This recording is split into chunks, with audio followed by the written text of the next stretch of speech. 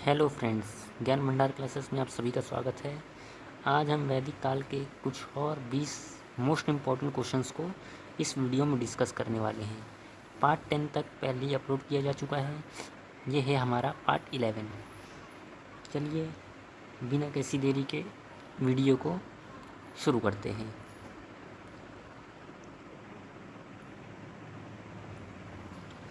चलिए पहला क्वेश्चन है, ऋग्वेद में कौन सा मंडल पूर्णतः सोम को समर्पित है? 7वां मंडल, 8वां मंडल, 9वां मंडल, 10वां मंडल? तो इसका आंसर है आपका सी, 9वां मंडल। आप इसको नोट कर लेना। चलिए दूसरा क्वेश्चन देखते हैं।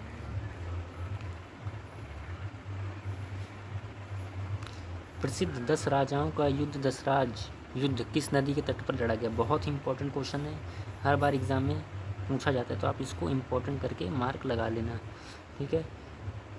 तो प्रसिद्ध 10 राजाओं का युद्ध दसराज युद्ध, जिसको दसराज युद्ध भी बोलते थे, किस नदी के तट पर लड़ा गया था?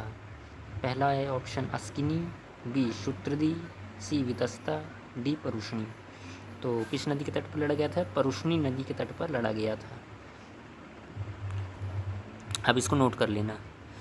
चलिए इसके बारे में कुछ इम्पोर्टेंट पॉइंट देख लेते हैं। प्राचीन भारत में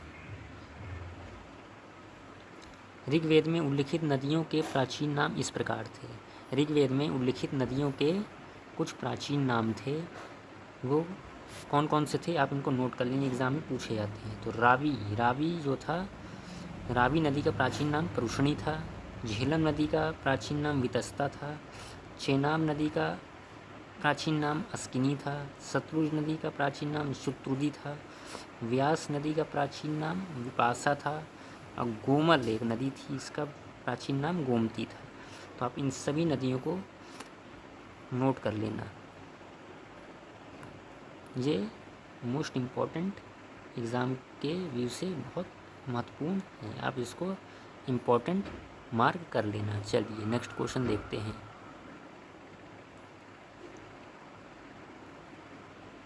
धर्मशास्त्रों के अनुसार भूराजस्व की दर क्या होती थी? 1/3 भाग, 1/4 भाग, 1/6 भाग, 1/8 भाग? तो इसका आंसर है आपका 1/6 भाग होती थी, ऑप्शन सी। चलिए नेक्स्ट क्वेश्चन देखते हैं। क्वेश्चन नंबर 4, 800 ईस्वी पूर्व से 600 ईस्वी पूर्व का काल किस युग से जुड़ा हुआ है? 800 ईसा पूर्व से 600 ईसा पूर्व का काल किस युग से जुड़ा हुआ है? ब्राह्मण युग से, सूत्र युग से, रामायण युग से, महाभारत युग से? तो किस युग से जुड़ा हुआ है? ब्राह्मण युग से जुड़ा हुआ है। तो आप इसको नोट कर लेना। चलिए अगर आपको वीडियो पसंद आ रही है तो आप इसको शेयर करें, अपने दोस्तों को सब्सक्राइब कर लें और लाइक भी कर लें।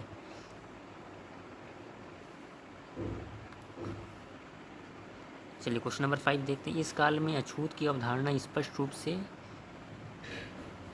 उदित हुई? किस काल में अछूत की अवधारणा स्पष्ट रूप से उदित हुई? ऋग्वैदिक काल में, उत्तर वैदिक काल में, उत्तर गुप्त काल में, धर्मशास्त्र काल में?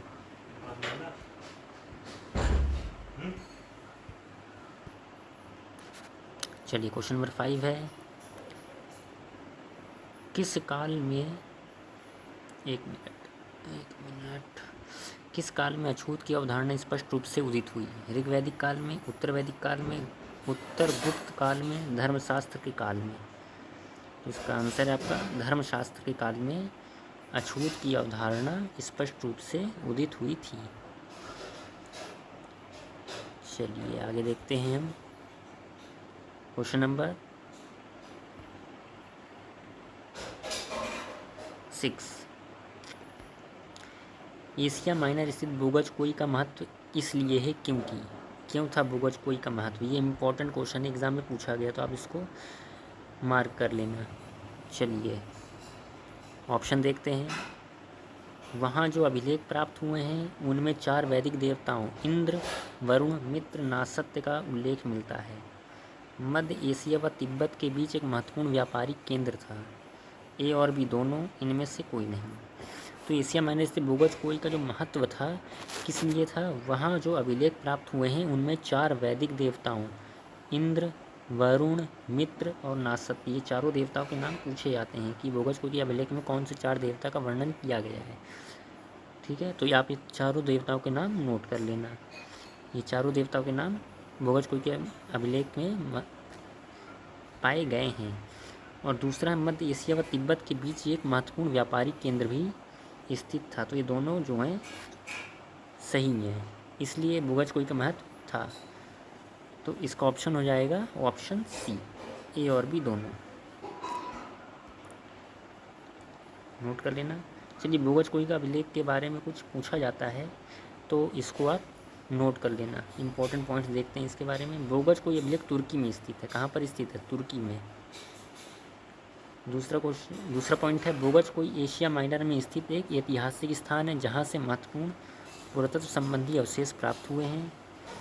और तीसरा पॉइंट है आपका, भूगर्भ कुएं अभिलेख इसलिए भी महत्वपूर्ण है क्योंकि इसे मध्य एशिया और तिब्बत के बीच महत्वपूर्ण व्यापारिक केंद्र के रूप में जाना जाता है। तो आप ये तीनों पॉइंट को अच्छे से नोट कर लेना और मार्क कर लेना। चलिए नेक्स्ट क्वेश्चन देखते हैं। क्वेश्चन नंबर 7, न्याय दर्शन के प्रतिपादक थे कौन थे? पतंजलि थे, कपिल थे, गौतम थे, कणाद थे। तो ऑप्शन सी गौतम। ये इंपॉर्टेंट क्वेश्चन है, इसको भी आप मार्क कर लेना, पूछा गया है। इंपॉर्टेंट करके मार्क कर लेना आप। चलिए नेक्स्ट क्वेश्चन देखते हैं। प्राचीन भारत में निष्क क्या थे? ये भी इंपॉर्टेंट क्वेश्चन है, ये भी पूछा गया है। जितने क्वेश्चन है सब प्रीवियस ईयर एग्जाम्स में पूछे गए हैं और रिपीटेड क्वेश्चन। क्या थे? गाय, स्वर्ण आभूषण थे, तांबे के सिक्के थे, चांदी के सिक्के थे।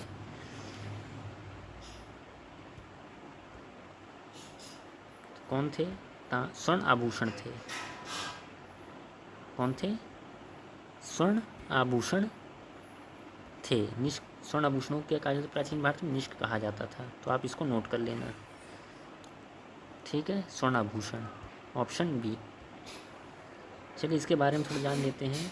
वैदिक काल में निष्क सोने का एक आभूषण था जो गर्दन पर पहना जाता था। बाद में इसका उपयोग सिक्के के रूप में होने लगा था। तो आप इसको अच्छे से नोट कर लेना है पॉइंट। चलिए क्वेश्चन नंबर 9 देखते हैं। योग दर्शन के प्रतिपादक थे। ये भी इंपॉर्टेंट क्वेश्चन, ये भी पूछा जाता है। दर्शन जितने भी हैं सब पूछे जाते हैं। पतंजलि, शंकराचार्य, कणाद, जैमिनी। योग दर्शन के प्रतिपादक कौन थे? तो पतंजलि थे। अब इसको नोट कर लेना।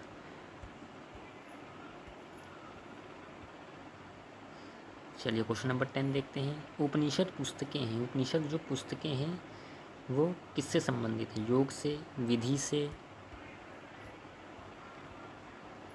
दर्शन से या धर्म से? तो किससे संबंधित है उपनिषद पुस्तकें? दर्शन से संबंधित है। आप इसको नोट कर लेना।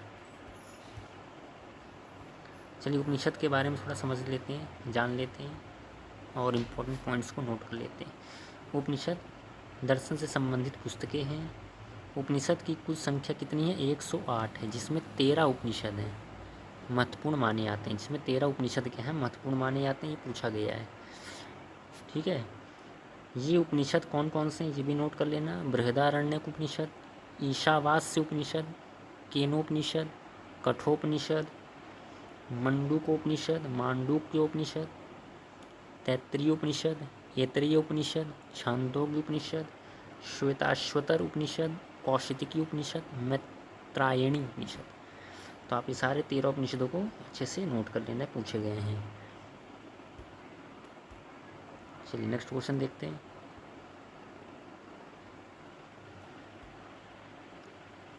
आरंभिक वैदिक का साहित्य सर्वाधिक प्रतिष्ठित नदी थी। तो क्वेश्चन नंबर 11 है, आरंभिक वैदिक साहित्य में सर्वाधिक प्रतिष्ठित नदी कौन सी थी? तो सर्वाधिक प्रतिष्ठित नदी आपको बताना है। यह ऑप्शन सिंधु, बी शतुद्री, सी सरस्वती, डी विपाशा। तो कौन सी थी? सिंधु नदी वैदिक साहित्य में सर्वाधिक प्रतिष्ठित नदी थी। तो आप इसको नोट कर लेना, ये पूछा गया है एग्ज़ाम में, इसको इम्पोर्टेंट लगा लेना आप। चलिए इसके बारे में थोड़ा जान लेते हैं कि सिंधु नदी जो है आरंभिक वैदिक साहित्य में सर्वाधिक प्रतिष्ठित नदी कौन सी थी? सिंधु थी। ठीक है, और आरंभिक वैदिक साहित्य में सर्वाधिक पवित्र नदी कौन सी थी? सरस्वती नदी। दोनों क्वेश्चन इंपॉर्टेंट हैं, तो आप इसको अच्छे से नोट कर लेना, स्टार मार्क कर लेना। चलिए क्वेश्चन नंबर 12 देखते हैं। उपनिषद काल के राजा अश्वपति शासक थे। राजा अश्वपति शासक थे, कौन से काल के राजा थे? काशी के राजा थे, केकेय के राजा थे, पांचाल के राजा थे,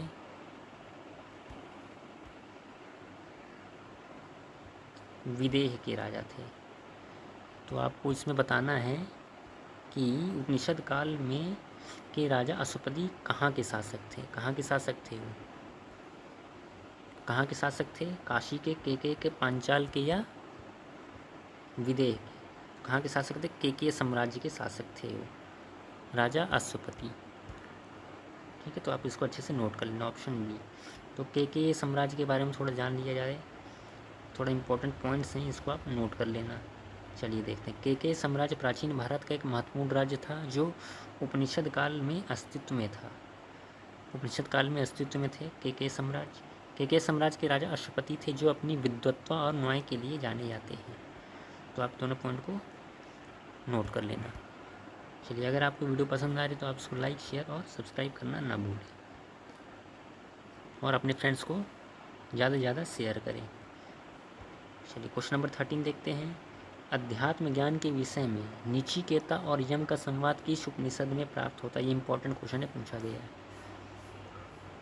option A Brihadaranyaka Upanishad, B Chandogya Upanishad, C Kathopanishad, D Kena Upanishad. तो निचिकेता और यम का संवाद किस उपनिषद में प्राप्त है? कठोपनिषद में प्राप्त है। ठीक है, कठोपनिषद से इसमें उल्लेख मिलता है, कठोपनिषद में इनका उल्लेख मिलता है, निचिकेता और यम का संवाद के बारे में जानकारी मिलती है। तो आप इसको अच्छे से नोट कर लेना। चलिए क्वेश्चन नंबर 14 देखते हैं। वैदिक नदी कुभा का स्थान था। वैदिक नदी जो थी, कुभा जो थी, इसका स्थान कहाँ पर माना जाता है? अफ़गानिस्तान में, चीनी तुर्किस्तान में, कश्मीर में, पंजाब में। तो इसका जो स्थान था वो कहाँ था? अफ़गानिस्तान में इसका माना जाता है। ऑप्शन ए इसका सही है, क्वेश्चन नंबर 14 का। चलिए नेक्स्ट क्वेश्चन देखते हैं। चलिए इसके बारे में थोड़ा जान लेते हैं, इंपॉर्टेंट पॉइंट्स। काबुल नदी का प्राचीन नाम कुभा था। तो आप इसको ये भी नोट कर लेना, काबुल नदी का प्राचीन नाम क्या था? कुभा था। तो एक और नदी थी काबुल नदी, इसका प्राचीन नाम क्या था? कुभा था। जो मैंने नोट करवाई है प्राचीन नदी, इसमें आप इसको भी आप ऐड कर सकते हैं। चलिए नेक्स्ट क्वेश्चन देखते हैं। Question number 15। कपिल मुनि द्वारा प्रतिपादित दार्शनिक प्रणाली है।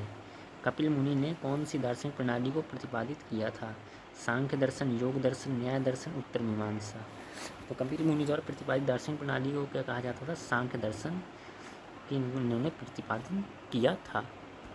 तो आप इसको नोट कर लेना, भी पूछा गया एग्जाम में, इसको भी आप इम्पोर्टेंट करके मार्क कर लेना। चलिए नेक्स्ट क्वेश्चन देखते हैं। भारत में भी किस स्थल की खुदाई में लौह धातु के प्रचलन के प्राचीनतम प्रमाण मिले हैं? इंपॉर्टेंट क्वेश्चन है, इसको भी आप नोट कर लेना इंपॉर्टेंट करके। भारत में किस स्थल की खुदाई में लौह धातु के प्रचलन में प्राचीनतम प्रमाण मिले हैं? कहाँ से खुदाई में लौह धातु की प्रचलन के प्राचीनतम प्रमाण मिले हैं? तक्षशिला, अतरंजी खेड़ा, कौशाम्बी, हस्तिनापुर।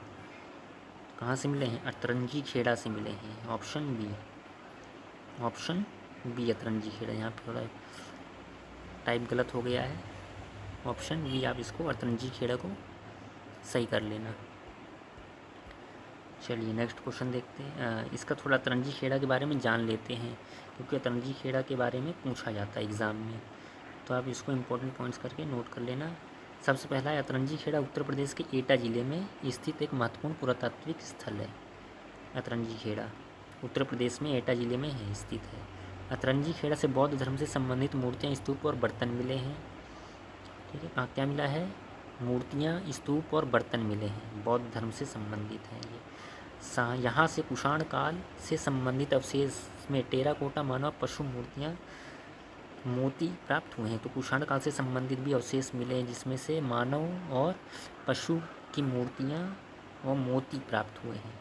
यहाँ से उत्खनन में वर्गाकार और आयताकार चूल्हे के अवशेष वर्गाकार और आयताकार चूल्हे के अवशेष मिले हैं। जली हुई ईंटों की संरचनाएं भी यहाँ से क्या है प्राप्त हुई हैं। तो ये इम्पोर्टेंट पॉइंट्स हैं, बहुत पूछे गए हैं, इम्पोर्टेंट लगा के इसको आप नोट कर लेना। चलिए नेक्स्ट क्वेश्चन देखते हैं, क्वेश्चन नंबर 17। निम्नलिखित में से किसका संकलन ऋग्वेद पर आधारित है? किसका संकलन ऋग्वेद पर आधारित है? यजुर्वेद,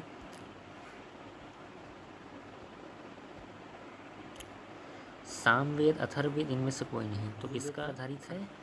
सामवेद का, ऑप्शन बी। आप इसको नोट कर लेना। चलिए क्वेश्चन नंबर 18 देखते हैं। निम्न में से कौन प्रस्थान त्रयी में शामिल नहीं है? प्रस्थान त्रयी में शामिल नहीं है, कौन शामिल नहीं है? भागवत, ब्रह्मसूत्र, भगवद गीता, उपनिषद। तो कौन प्रस्थान त्रयी में शामिल नहीं है? भागवत शामिल नहीं है। अब इसको नोट कर लेना। चलिए इसके बारे में थोड़ा जान लेते हैं। प्रस्थान त्रयी क्या है? ब्रह्मसूत्र, भगवद गीता और उपनिषद तीनों प्रस्थान त्रयी में शामिल हैं, जबकि भागवत इसमें शामिल नहीं है। तो आप इसको नोट कर लेना। चलिए क्वेश्चन नंबर 19 देखते हैं। कर्म का सिद्धांत संबंधित है। कर्म का सिद्धांत किससे संबंधित है? न्याय से, मीमांसा से, वेदांत से, वैशेषिक से। तो कर्म का सिद्धांत किससे संबंधित है? कर्म का सिद्धांत किससे संबंधित है? न्याय, मीमांसा, वेदांत, वैशेषिक, किससे संबंधित है? तो कर्म का सिद्धांत मीमांसा से संबंधित है, ऑप्शन बी। आप इसको नोट कर लेना। चलिए लास्ट क्वेश्चन देखते हैं। चरक संहिता पुस्तक किस विषय से संबंधित है? धर्म, चिकित्सा, अर्थशास्त्र या राजनीति। तो किससे संबंधित है चरक संहिता पुस्तक? ये इंपॉर्टेंट क्वेश्चन है। चिकित्सा, किससे संबंधित है? चिकित्सा से संबंधित। आप इसको मार्क कर लेना इम्पोर्टेंट करके, ये पूछा गया एग्जाम में। चरक संहिता किससे संबंधित पुस्तक है? चिकित्सा से संबंधित पुस्तक है। तो चरक संहिता के बारे में थोड़ा इंपॉर्टेंट पॉइंट्स जान लेते हैं हम। तो चरक संहिता के लेखक महर्षि चरक थे, ठीक है। चरक संहिता पुस्तक संस्कृत भाषा में लिखी गई थी, ठीक है, या लिखी गई है, ठीक है। आप इसको नोट कर लेना। चरक संहिता आयुर्वेद का प्रमुख ग्रंथ है, जो प्राचीन भारतीय चिकित्सा की पारंपरिक प्रणाली पर आधारित। तो किसका आयुर्वेद का प्रमुख ग्रंथ कौन सा है? चरक संहिता में आयुर्वेद के बारे में बताया गया, पूरी दवाइयाँ बताई गई। तो आप इसको अच्छे से नोट कर लेना इम्पोर्टेंट करके, ठीक है। तो ये थे हमारे कुछ 20 महत्वपूर्ण प्रश्न। आई होप आपको ये वीडियो पसंद आई हो और जितने भी क्वेश्चन हैं आपको यूज़फुल लगे हों। तो अगला वीडियो हमारा बहुत जल्दी अपलोड होगा इसी संबंधित। तो अगर आपको ये वीडियो पसंद आई तो लाइक, शेयर और सब्सक्राइब ज़रूर करें, और अपने दोस्तों को, जितने भी दोस्त हैं सबको आप इसको शेयर कर सकते हैं। तो मिलते हैं अगली वीडियो में। Thank you.